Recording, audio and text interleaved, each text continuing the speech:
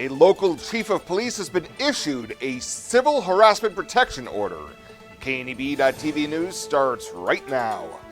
From your trusted source for news in western Nebraska and eastern Wyoming, this is KNEB.TV News. Presented by Platte Valley Companies, premier provider of financial services. Hello, I'm Ryan Murphy. This is KNEB.TV News, powered by Platte Valley Companies. Thanks for joining me.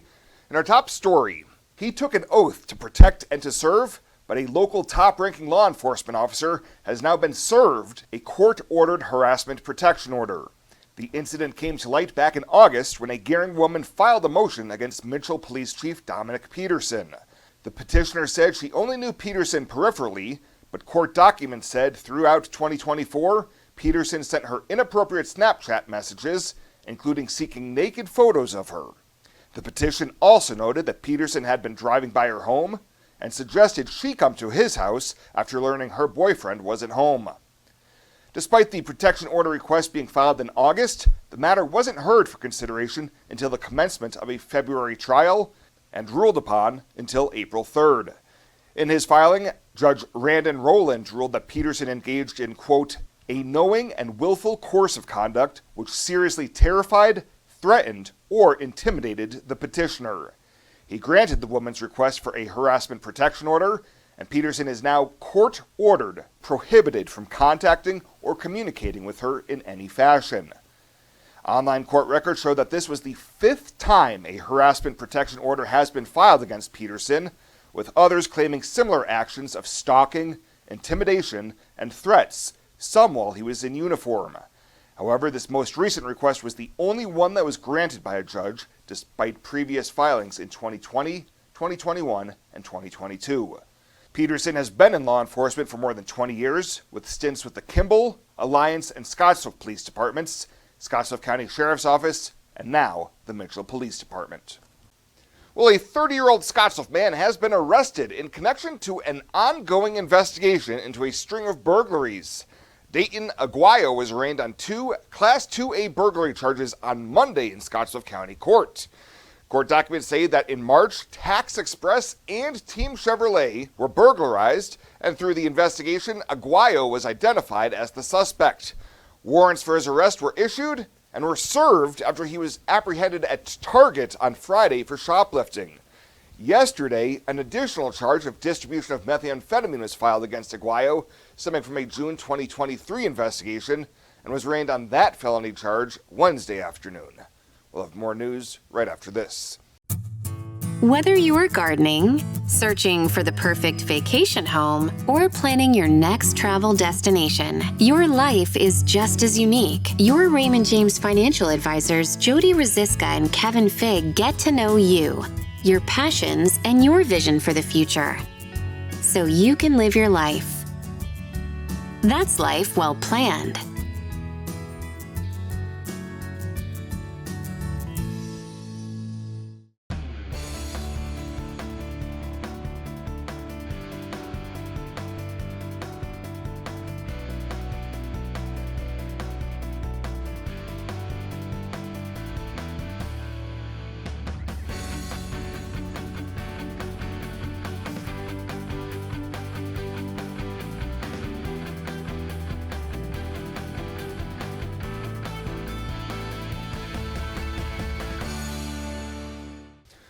Welcome back. Once again, tourism dominated the Scottsville County Commissioner's latest meeting with a discussion on several topics. During board comments towards the end of the meeting, Commissioner Charlie Knapper defended himself against criticism voiced by the public, especially through social media.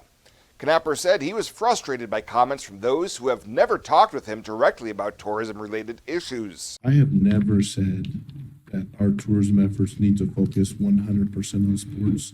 In fact, there was one time in a public meeting when the tourism director suggested she move to a part-time status to make room for a sports commissioner paid tourism position. And I have stated in multiple meetings and multiple times to Brenda that it is my desire for her to stay on full-time to continue to do everything she's already doing. Knapper also said he fully supports the legacy of the Plains Museum, but the museum is well heeled with a $1 million endowment and $1.5 million in cash, and the $6,000 saved by the county in moving the visitor center can be used to develop other events or attractions to bring in additional tourists. The comments came after a lengthy discussion on a tourism strategic plan, which the board agreed needs to be updated in a joint effort with the Tourism Committee, as well as the approval of a resolution to share expenses with Twin Cities Development on a one-year subscription to the tourism analysis service of Placer.ai. Well, Governor Jim Pillen was joined by senators and hospital administrators Wednesday at a signing ceremony for a key piece of legislation. LB 168, the 340B Contract Pharmacy Protection Act, was introduced by Gering Senator Brian Hardin and is aimed at protecting the savings provided through the 340B program to benefit Nebraskans served by hospitals and other eligible healthcare organizations. During Wednesday's remarks, Hardin says this bill helps pay for costs at 58 hospitals across Nebraska, and without it, at least a dozen and a half may not make it due to tough margins. In my own hospital back in Scotts Bluff, in the last few years, that's been an average of about 6% of their bottom line. Drops them well below that 1.4%.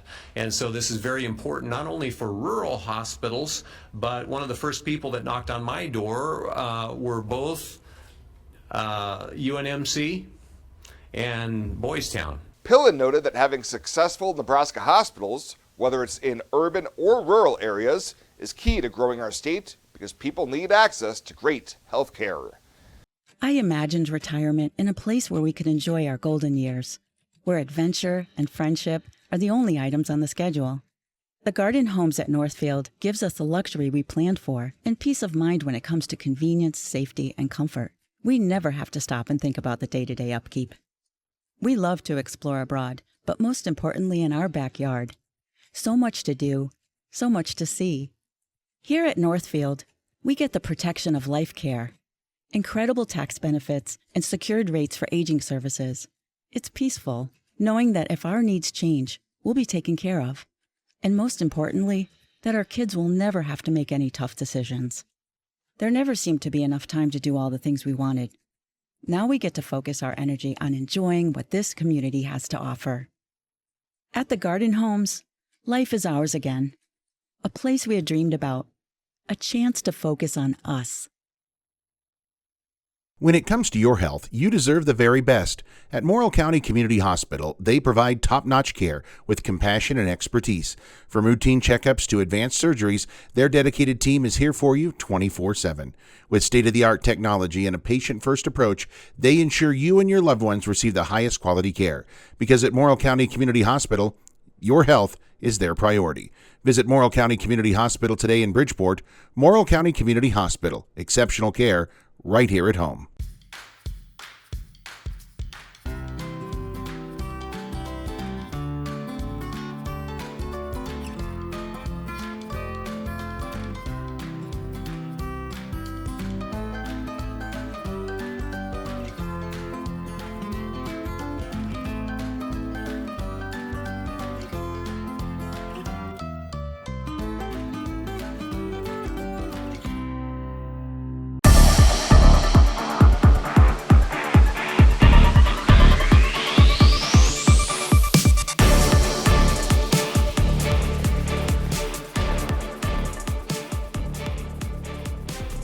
It's been a busy signing season, and that continued on Wednesday. We feature 4 student athletes that made their college choices official yesterday. Let's start at Gering High School, where 2 Seacats swimmers will stay joined at the hip as both Tyler Fogel and Eli Patton are heading to Iowa Western Community College in Council Bluffs. We start with Seacats veteran swimmer Tyler Fogel on why Iowa Western was the fit for him. I'm Tyler Fogel. I decided to go to Iowa Western because I was looking for a good swim program. Although it is a new team, so I wasn't sure if they're going to be good yet. Turns out they are, and their coach contacted me, so that's why I decided Iowa Western. Fogle was an individual state qualifier this past swim season for the Sea-Cats. His teammate Eli Patton enjoyed just 1 year with the program, but clearly showed worthy of continuing at the college level. Plus, it sounded like he brought plenty of fun and laughs to the program also. Yeah, no, without Coach Judy, Vanessa, and Coach Benet, I would still be doggy paddling, and if there was a tsunami, it'd be over. I'd be done for. Patton cracking the room up yesterday, but on a serious note, head coach Vanessa Woolsey says these two have earned the opportunity to keep their swim careers going. They started from literally not knowing how to swim to where they are today. Eli did it in a year, which was impressive for him. He definitely played a big role in our team this season. We were able to put him in relays where we wouldn't expect to put a first-year swimmer. So it was definitely good to have him become such a huge part of our team so quickly. And then with Tyler has really progressed over the past 3 years that I've had him, and he works incredibly hard. And he was one of our main swimmers all season long, and showed up and showed out and did a great job. And he's going to continue to improve tremendously next year as well. So will Eli. I'm really excited for both of them. A pair of Sea-Cats heading to Iowa Western. Council Bluffs, a popular destination yesterday regardless of high school. At Scotts Bluff, senior soccer player Emery Weinman signing with the Reavers, and they're one of the top JUCO programs in the nation. And the reason I chose Iowa Western is I actually met my coach from Omaha on my club team, and we just had a really good connection, and so I went on a visit, and just from playing with the girls, everyone was so welcoming, and it's kind of like everyone, my favorite thing was everyone's like, when are you going to play here? Like, when are you coming back? I was like, I have a few visits. They're like, you're going to come back. And they were right. They just had a really good culture, and I loved the facilities they had, and I liked that it was a JUCO, so I didn't just end my experience, I could continue my soccer career. Weinman and her current Bearcat teammates in the midst of their spring season, and she talked about some goals coming down the stretch for this year's schedule. I think we have a lot of ability on the team this year, and so it's just, I know some people are new to it, and so I just want them to grow in like their confidence and know they have the ability and knowledge of it. And I just want us to finish out strong. I know it's kind of been hard at times, but I want everyone to know it's still fun, and I want everyone to know it's still a team thing at the end of the day, and I just want everyone to have fun with it. So. Scotts Bluff's Emery Weinman heading to play soccer at Iowa Western starting this next fall. And then closing out the day at Scotts Bluff, it was golfer Ben Seymour, who's excited to keep his Lynx career going at Hastings College. I chose Hastings College because they have a great program that's striving for a lot, and they're definitely trying to build their program and just go out and win a lot of tournaments and do well in the GPAC conference that they participate in. I'm very excited to have a competitive rivalry with teammates and just competing for spots and just continue to play the game that I love. As for wrapping up his high school career, it's the first meet of the season today. That's at the Sydney Invite, and by all accounts, plenty of depth, plenty of talent, and competition for this year's edition of Scotts Bluff Boys Golf. There's just so much talent, so many kids that can easily shoot under 80 and just be at that super good golfer mark. So there's just a lot to work for, a lot to compete for, and just you just have to prove yourself to coaches and the team and just what you can do on the course. That was Bearcat Ben Seymour. He's headed to play golf at Hastings College. We'll have more signings to talk about next week with some high school and WNCC decisions. That'll do it for today. The latest from right here at the Sports Desk. I'm Chris Cottrell. Changing leaf colors means yard work. Your friends at Tri-City Stormwater wants to remind you of the proper way to dispose of fallen leaves. Leaves make great mulch for trees and bushes and compost for future gardens. The city also has yard waste bins, so they can dispose of all your leaves at the city compost facility. Always keep your leaves out of the gutters. Not only do they cause clogging and flooding, they can pollute our waterways by causing nutrient overload. So keep your yard looking good and your drinking water safe, because it's our water, our responsibility.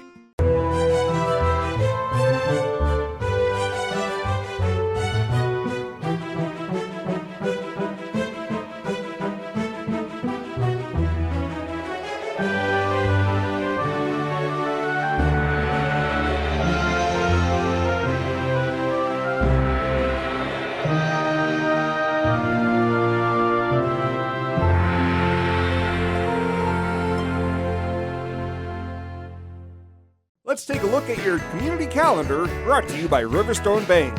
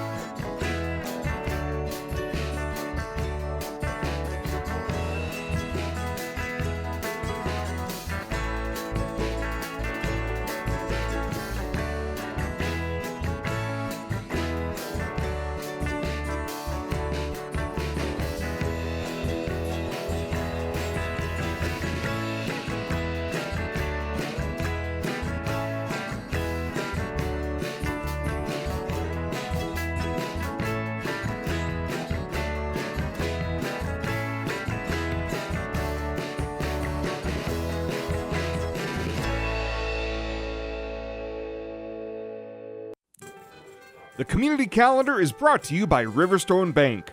We're local and we love our community. Military, first responders, teachers, Renewal by Anderson is offering a heartfelt thank you with its first ever appreciation sale. 20% off every window and door, no money down, no interest, and no payments for 18 months. Plus an additional 9% off if purchased on the initial consultation. That's 29% off. Military, first responders, teachers, this is a limited time offer, so do not wait.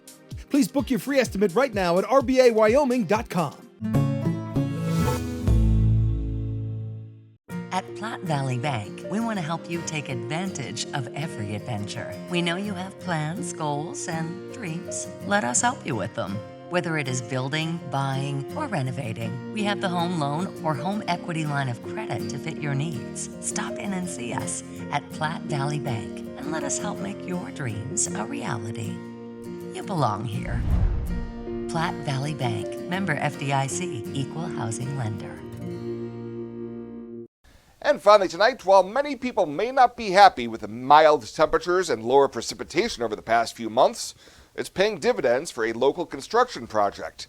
Scottsbluff County Road Superintendent Steve Baird says crews this week began pouring the deck on the southbound span of the Broadway 10th Street North Platte River Bridge. Motorists in the area are advised to be alert as cement mixers will be delivering concrete to pumping trucks stationed on each end of the bridge. Baird says given the progress so far, engineers are hopeful crews can complete construction on the project by the start of June. Well, that does it for us this time. Thank you so much for tuning in. Stay safe out there. We'll see you here next time.